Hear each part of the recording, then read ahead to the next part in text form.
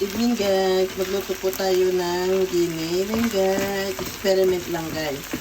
Giniling na may atay guys. Dapat ano to igado dapat Kaya lang experiment guys. May natira kasi akong atay. Kaya ginawa ko giniling with atay guys. Tikman natin. Okay na to. Thank you for watching guys.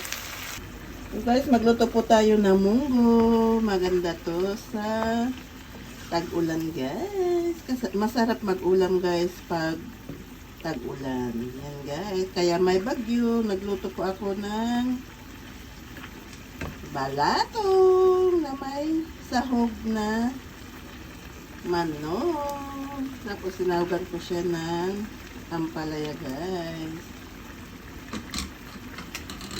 Tikman natin.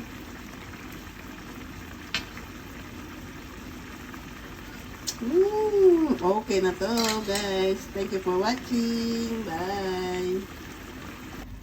Yan guys. So magluto po tayo guys ng tinola. Kaya lang yung nabili kong papaya, hinog na siya. Yan guys. Tikman natin.